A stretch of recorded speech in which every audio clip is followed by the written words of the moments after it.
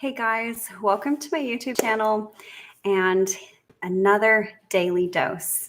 This is Tara Nichols. I am a mental health counselor and you are watching the daily doses. These are just simple short videos of mental health strategies for incorporating emotional wellness and mental wellness into your home, your life, your family, and really just beginning to give you some practical tips so that you can and just live better. This week, we're focusing all on kids and things that relate to kids. Today's episode is about considering your child's whole brain and helping them to integrate the parts of their brain as they are growing, as they're developing, and as they are really becoming the little people that they are. So let's talk real quickly about brain structure. So we all know that we have a right brain and a left brain. And the right brain is the emotional brain. That is the creative side. That is the side that's filled with imagination. It's filled with just, the feelings and memories. It's really just a, truly wonderful, it can also be filled with like our fears, our worries. It's just this whole other world. Okay. So that's the right brain. The left brain is that logic, structure, order. That's that critical thinking, just the critical side of the brain. So that's logic. That's where your letters are basically formed and stored. Language, all of that. That's very, everything that's structured and orderly is in the left side. Okay. But then there's also the upstairs brain and the downstairs brain, or the frontal cortex, the frontal lobes, the development, that higher functioning thinking, cognitive brain, and then that lower functioning, that base brain, the brain stem, the amygdala. That's where all of the instinctual reactions, your deep psychological fears, your primal behavior. Most of that is that's all in your brain stem. Okay, sensory, your sympathetic nervous system, parasympathetic nervous system, all of that is all right here in the lower part of the brain.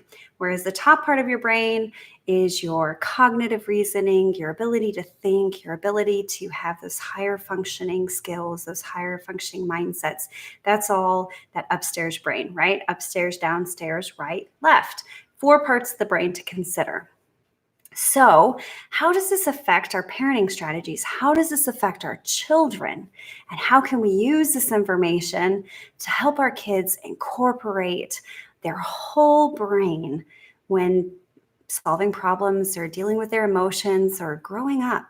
Because growing up can be hard, parenting can be hard, and oftentimes we respond to a situation and we haven't really fully understood what's actually going on in the child.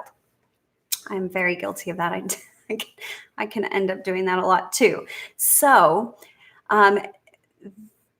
for parents, understanding where your child is in age development and in cognitive development.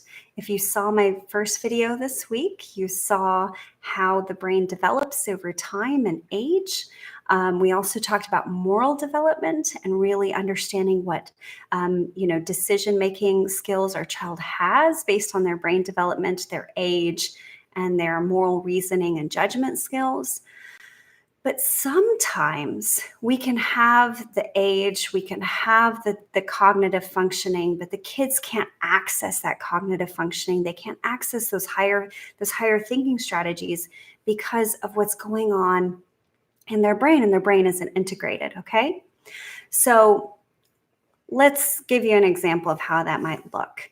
If you've got a child who's had their lower brain stem really kind of compromised. So if you think about a child who's gone through something emotional or physically painful or fearful, that will really activate that lower functioning of the brain.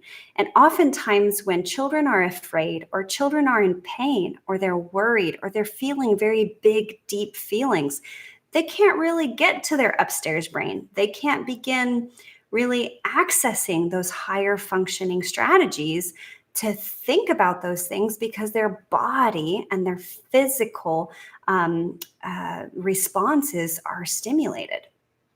You see this a lot in children who struggle with staying focused, or children who are dealing with PTSD or ADHD symptoms. You have children whose physical body is agitated, and they're not really able to sit down and think and focus on their schoolwork or their homework, because they're too caught in their downstairs brain. Now, if you're a parent or a caregiver or a teacher and you notice that a child is physically agitated, and that might look like they're shaking, they're fidgeting, they're maybe physically hyper, or they're giving you visible signs of emotional compromise. They're crying, sometimes they're hysterical, sometimes they're on the floor, and you're like, this is not normal. This is not okay. Physically, they are displaying signs that their downstairs brain is compromised, and they're not really able to stop and think. They're not able to show us those moral development skills. They're not able to reason. And as parents, we're trying to control our downstairs brain. We're trying to control our stress, our anger, and our frustration. So what do? We start rationalizing and using our thought process to help manage our child. However, our child can't hear us on that level, because they're still caught in their downstairs feelings and their emotions and their physical pain or physical agitation. And that's where you have a lot of power struggles between parent and child. So when you have the ability to recognize that your child is compromised and they're not able to fully integrate their brain, this is the time when you can really begin to reach out to your child and physically soothe them, or help them soothe their downstairs brain. And so what are some strategies for helping to soothe a child who is physically, emotionally, or cognitively compromised? That's where warm hugs, blankets, sensory, things that help engage their senses and engage that parasympathetic nervous system to calm the body. Physical movement helps kids. So that rough and tumble play, the getting up and running, to do some jumping jacks, something to kind of physically realign, calm the body, release some of that agitation, release some of those physical stresses or stressors, and allow the child to then, once that's out, once that downstairs brain, the need for whatever it is has been met, then you can begin talking to the child and engaging their reasoning skills. Okay. One of the things that I like to try to go through in my own head is that whenever I'm dealing with my child, especially my older one, and I'm dealing with very negative behavior, very emotionally compromised behavior, or physically agitated behavior, sometimes I have to go through a checklist of, has he had his physical needs met before I reason with why the behavior he's doing is wrong and not cognitively appropriate? So I have to stop and think, okay, has he slept enough? Yes or no? Has he had anything to eat? Has he, is his tank full, or is he hungry? Is he responding to me in this hangry stage, right? Is he physically hurt? Is he physically well? Is he, struggling with symptoms of, I don't know, maybe his tummy's hurting, or is there something else going on that's fueling this negative behavior? I have to run through that checklist, because my child's not old enough to self-regulate those parts of his body. He's not old enough to say, hey, Mom, I didn't sleep well, so I'm not feeling well, so that's why I'm grumpy. He's not old enough. He's 10. 10-year-olds don't think about, have they taken care of their physical body? So it's my job as the parent to say, okay, does he have his physical needs met, or is the agitation I'm seeing and the emotional compromise due to some other issue? Once I've run through that checklist, then I can stop and go, okay, what can I do to calm the agitation, to get him to integrate his cognitive reasoning at this point? All right. That's when we either move, do a physical activity, or we engage his sensory parasympathetic nervous systems through sensory. I often will reach for an essential oil. I know you guys see my essential oils here in my videos. I will reach for an essential oil because the essential oil can activate the amygdala in the brain. And that's kind of that doorway between the downstairs brain and the upstairs brain is the amygdala. The amygdala releases the emotions. The amygdala can actually access the memories in the upstairs brain. So I will reach for an essential oil. It's a great thing to do would be to have a physical hug, to do maybe some rocking, deep breathing, okay? Maybe we need to stop and take a few deep breaths before we have this conversation. The deep breathing can actually regulate the physical symptoms and calm that downstairs brain so that you can begin to reason with your child, all right? Also consider whether your child is left brain or right brain dominant. Think about, is your child more logical, orderly, structured, or is his personality or her personality more creative, a little chaotic, more emotional? And from those standpoints, how can we address or recognize the part of the brain the child's responding from, and then balance them with the other side of their brain? Okay. So I can see that your emotions, that you're very passionate about this or that you care about this. What do you think we could do logically that would help the situation?